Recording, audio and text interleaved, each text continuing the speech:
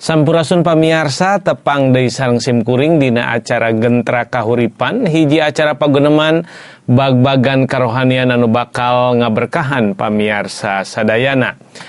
Pamiarsa Gentra Kahuripan dina waktos anu kalangkung parantos ngawitan ngaguar patali sareng kempelan kitab Jabur.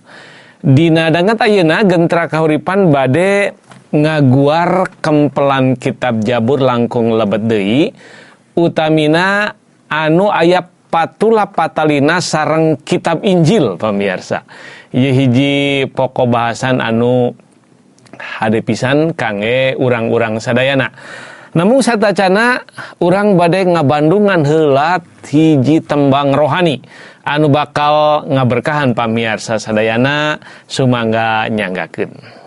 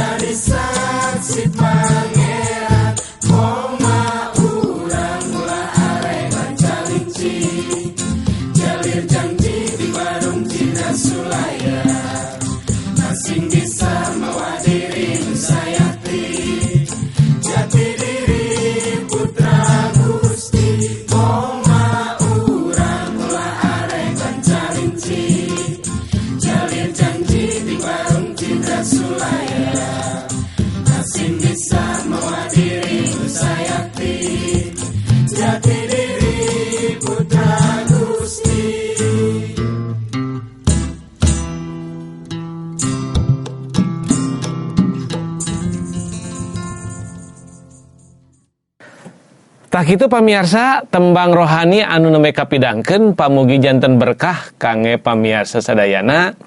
Urang awitan bae paguneman urang dangat ayeuna patali sareng kempelan kitab Jabur anu patula patalina sareng kitab Injil.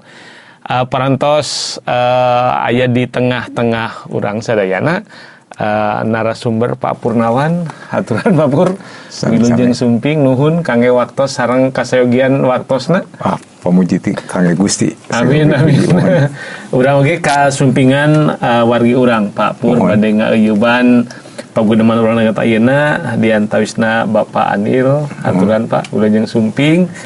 Oge Ibu Ratna sareng Ibu Desi. Urang bade magunemkeun hiji pokok anu penting pisan. Nyaeta patalina sareng kempelan kitab Jabur sareng anu patula patalina sareng kitab Injil. Ieu menarik kangge dibadantenkeun Bapak Pur. Mangga mohon urang awitan atuh. Mohon banget. Tadi disebatkeun ngaguar masalah kitab Jabur sareng kitab Injil. Leres. Abdi kirang paos ngartos dina palebah dieu. Mugi Bapak tiasa ngaeceskeun naon patula patalina kitab Jabur sareng kitab Injil. Mohon. Hatur nuhun Pak. Alkitab urang terang yang Alkitab urang dibagi janten 2 bagian sanes. Aya perjanjian lawas 38 kitab seueurna. Lajeng aya kitab perjanjian anyar 27 kitab. Di antawis kitab di perjanjian lawas nyaeta kitab Jabur. Saleresna leres pisan disanggepkeun tadi Jabur teh mangrupi kempelan. Kumargi sanes mung hiji kitab tapi ieu teh aya 150 kitab. 150 Jabur. Janten dia kempelan Jabur. Salajengna disebatkeun kumaha patula patalina sareng kitab Injil. Malih sanes sareng kitab Injil hungkul tapi sareng oge kitab perjanjian anyar. Kumargi dibandingkeun sareng kitab-kitab sanesna dina perjanjian lawas aya Toret, aya kitab mangrupi pupujian anu sapertos Jabur ieu aya 4 deui.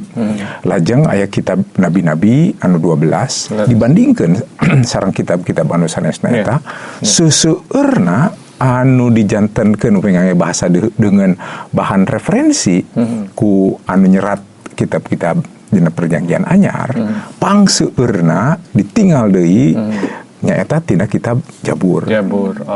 Malih mah upami urangna lungtik laporan dina Injil-Injil yeuna langkung utami anu mintonkeun atanapi masihan piunjuk kangge urang kumaha Gusti Yesus ku anjeun ngawulang di gunung, ngawulang ka jalmi seueur, kitu oge masihan piulang-piulangna di tempat-tempat anu sanesna sapertos di bait suci atanapi di tempat sembayang anu sanesna anu disebatna waktu sarita sinagoga. Seueur pisan Gusti Yesus ku anjeun ningal supados kaum danguna ningal deui naon anu tos diserat dina kitab Jabur. Kitab Jabur gitu. Malih upami urang ngaos Injil langkung teleb seueur ayat-ayat anu kawitna tina Jabur patula patali sareng nu disebat nubuat. Nubuat Gusti Yesus bakal nandangan kasangsaraan, nubuat patari ngamuliakeun Gusti Yesus Kristus, nubuat patali jalmi-jalmi anu bakal baruntak ngamusuhan ka Gusti Yesus Kristus. Kitu oge malih mah patula patali Gusti Yesus bakal gugah deui di antawis nu marawat.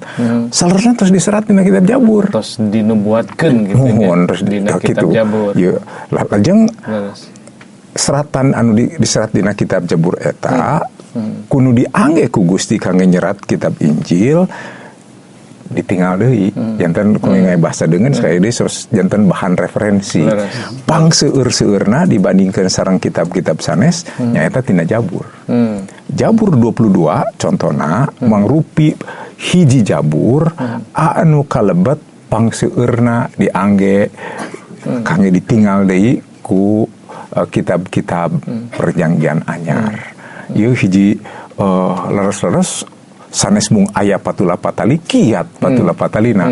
Kumargi kalebet kitab kempelan kitab-kitab anu pangseueurna dijantenkeun bahan kangge di naon kitu diteleban langkung utami deui dina zaman perjanjian anyar. Kalebet ku Gusti Yesus Kristus dina waktu mantena ngeulang. Nah, gitu bener Pak. Mohon. Abdi bade tumaros. Mangga, mohon. Upami kitab Injil teh aya 4 sanes. Leres. Kitab Injil anu mana bae panu aya patula patalina sareng kitab Jabur? Leres. Patarosan saya. Leres. Leres pisan kitab Injil aya 4. Kumargi Gusti ngangge 4 jalmi kangge nyerat eta Injil. Kitu oge tujuanana rada benten antawis Injil nu hiji sareng Injil anu sanesna. Dina Injil Matius anu diutamikeun mintonkeun Gusti Yesus Kristus ka kaum danguna yen Gusti Yesus teh raja anu ngarajaan ieu alam anjeunna asumping kangge mintonkeun kamuliaan raja. Dina Injil Markus Gusti Yesus dipintonkeun sanes raja seperti Injil Matius tapi janten badega anu satia anu nyumponan sagala rupi anu tos dicarioskeun dina perjanjian lawas yang mantena kedah satya malih madugikeun ka pupus dina kaya dipalang sumping kangge ngalayanan sanes supados di layanan kuno sanes.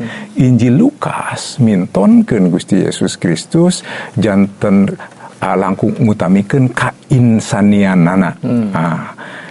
Dibentenkeun sareng Injil Yohanes anu langkung ngutamikeun hal kailahianana. Tah upami kumaha patulah patilna sareng Injil sareng Jabur, kempelan kitab-kitab Jabur. Dina kitab-kitab Jabur aya jabur-jabur anu ngutamikeun patali sareng kamuliaan raja. Nah ieu janten aya dina kitab Injil Matius. Sareng Injil Matius, patulah patalina sareng Injil Matius. Kitu oge patali sareng badega anu satya anu dugikeun ka anjeunna henteu ngalawan, henteu alim dina waktos anjeunna kedah nyumponan kasangsaraan dandangan kasangsaraan. Eta oge dipintonkeun dina sababaraha jabur. Patali sareng kainsanian, patali sareng kailahianana sami dina jabur-jabur tiasa katinggal hal-hal anu sapertos kitu. Nah ieu mintonkeun ka urang yen patulah patalina sanes mung sareng salah sawios Injil tapi sareng opat-opat eta Injil. Jadi dina opat Injil eta nyondong jabur-jabur anu tiasa disebutkeun sajajar. Sajajar. Gitu. Janten itu oge mangrupi nubuatan anu sering secara teologis disebutkeun nubuatan mesianik. Patali sareng kasalamatan di lebat Gusti Yesus Kristus. Boh patali mantena dimuliakeun jantan raja, patali sareng raja tapi diwagel gitu. Cobi urang tinggal sababaraha contoh dina hal ieu. Tah cobi tinggal keur dina Jabur 2. Dina Jabur 2 urang tiasa ningal Jabur 2 tina ngawitan ayat kahiji dugikeun ka ayat 3 cobi tinggal mangga bade ku saha pangaoskeun. Jabur nomor 2 ayat 1 nugi ka 3. Mohon. Naon sababna bangsa-bangsa rek bararontak kunaon jalma-jalma nyarieun rarancang tanpa guna. Raja-rajana barontak, para pangarahna sakait rek ngalawan ka pangeran jeung ka raja pamilih mantena. Aromongna hayu urang ngabebaskeun maneh tina kawasana urang piceun belengguna. Tah ieu upami urang ngawas dina Injil Matius.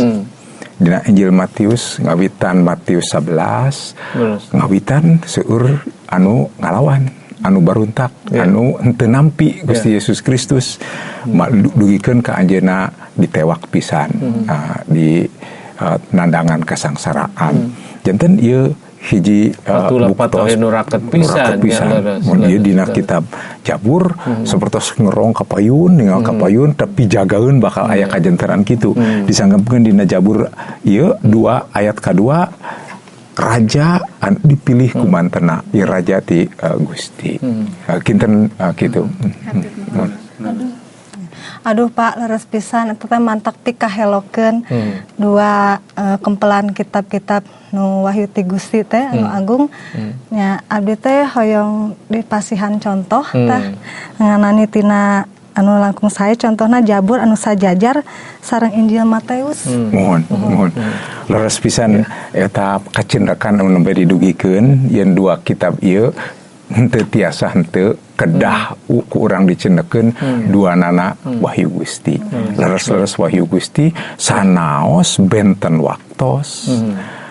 Tapi sanes mung aya patulah patali malih mah kiat pisan patulah patilna seueur hal-hal anu sajajar gitu. Seperti tadi terus dicontohan dina kitab Matius ngawitan nembe hiji contoh urang tinggal contoh anu sanes seperti anu nembe ditaroskeun supados ningal contoh anu sanesna langkung paos cobi urang buka ayeuna Jabur 24. Jabur 24. Nah, dina Jabur 24 tadi patali sareng raja anu diwagel sanes. Tah ayeuna dina Jabur 24 ieu jabur ieu sadayana Jabur 24 dia aya 10 ayat. Tapi ku urang aos cobi urang aos ayat 7 we. Ayat 7 dugi ka 10. Mangga sana bade mangaoskeun. Jabur 24 ayat anu ka-7.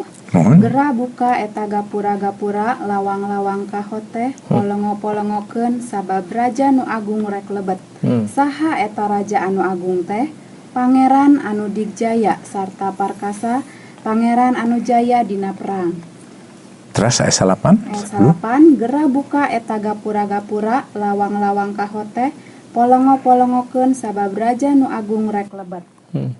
Saha eta raja anu agung teh? Pangeran nu maha unggul, mantenna raja nu agung teh. Nah, ieu upami tadi dina Jabur 2 raja anu teu ditampi ku rahayatna, raja anu diwagel malih mah dina kitab Injil Matius disanggemkeun dimusuhan ku Raja Herodes, dimusuhan ku gubernur anu ngawakilan Raja Romawi. Sanes didugikeun ka anjeunna dijagrakeun dipayuneun pamariosan aranjeunna, dugikeun ka diputus hukum gantung dina kai dipalang. Tah ieu dina Jabur 24 ngagungkeun raja. Iraha cenah Gusti Yesus jeneng kieu dina Injil Matius ngawitan pasal anu ka-24 nyarioskeun patali pisumpingeunana deui engke Gusti Yesus Kristus. Dina kasumpingan nu kadua kali. Jadi nubuatan pi engkeun disanggemkeun Gusti bakal lungsur sanes kangge mintonkeun atanapi nawiskeun kasalametan, tapi kangge mintonkeun kawenangan, keagungan, kemuliaan, kekawasaan sumping janten raja. Ya raja alam samesta ieu. Tah ieu tos dicarioskeun dina Jabur 24. Tadi disanggemkeun saurna teh geura buka eta gapura-gapura lawang kahot polongo-polongokeun sabab raja agung rek lebet. Tah kumaha Yerusalem kepungkur nolak engke dina waktos Gusti Yesus sumping penduduk Yerusalem bakal nampi bakal mukakeun gapura anu tos kahot anu mundeut ayeuna bakal disambut dipapag ditampi.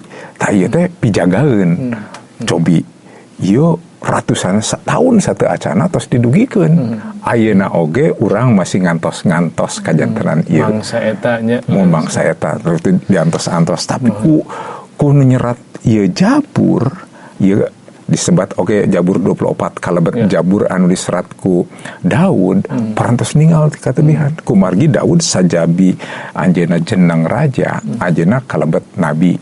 Janten kagungan hiji kemuliaan nabi anu tiasa nampi wahyu pijagaeun yang disebut nubuat.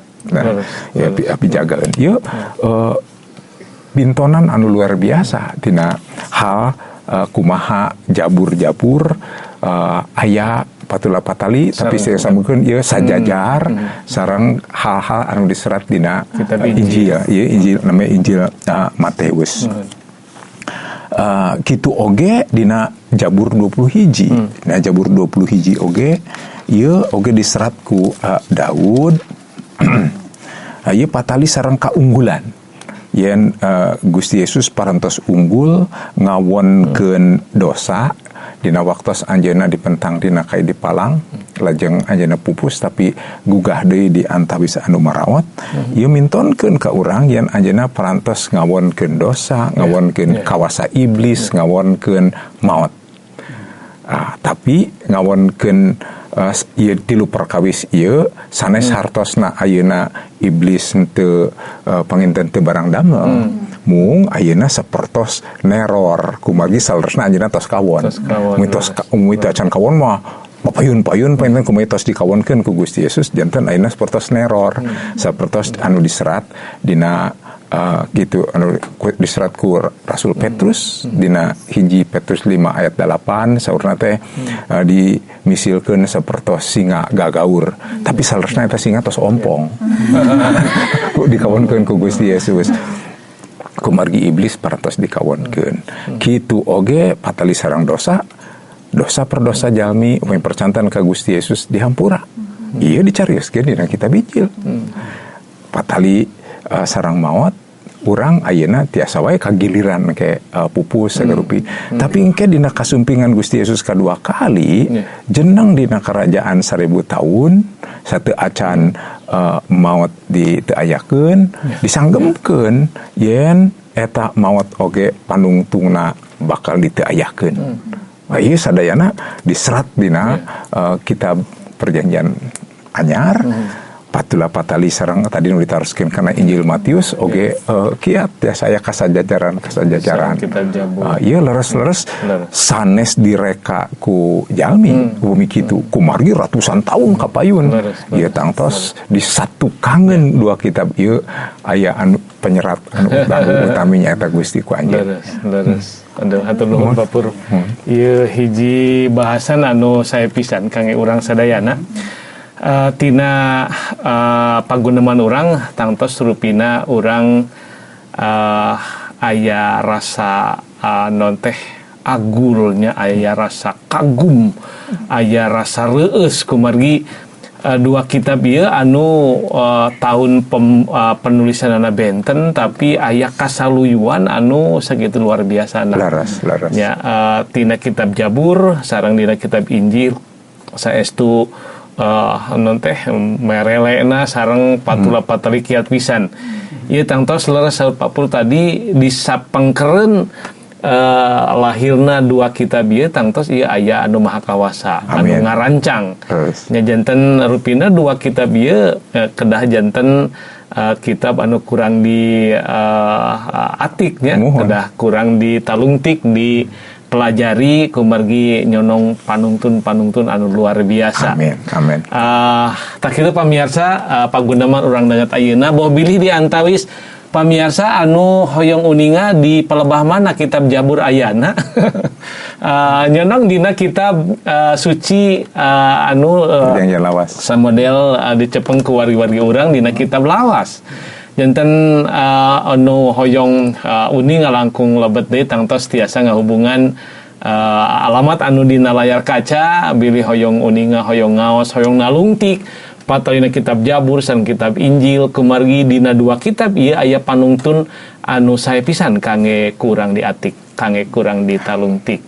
Atuh dina dagat ayeuna oge urang sami-sami bade lebat kana doa Papur. Mangga. Bilih nyonong di antawis wargi-wargi urang para pamirsa anu nuju milarian jalan hoyong terang kitab Jabur langkung lebet deui urang doakeun oge supados Gusti ngaberkahan. Mangga urang sami-sami ngadoa. Hatur nuhun Gusti dangat ayeuna abdi sana parantos nampi pangartosan anu sakitu endahna patali sareng kitab Jabur sareng kitab Injil anu sakitu patula patali raket pisan dilebetna nyondong tungtunan kangge abdi-abdi sadayana. Abdi ngadoakeun kangge wargi-wargi para pamirsa anu ngabandungan ieu acara pamugi yogi jantan panungtun panuyun lengkah kahirupan rohani aranjeuna. Abdi ngadoakeun kangge para pamirsa anu nuju mayunan masalah, nuju mayunan persoalan, anu nuju mayunan teu damang, salirana teraraos abdi nyuhunkeun ragapan dampal pangan Gusti ngaragap aranjeuna sadayana. Hatur nuhun Gusti panada sareng pangdoa disambat sareng suunkeun di lebat nami Almasih Yesus Kristus. Amin. Amin. Ya. Hatur nuhun Ibu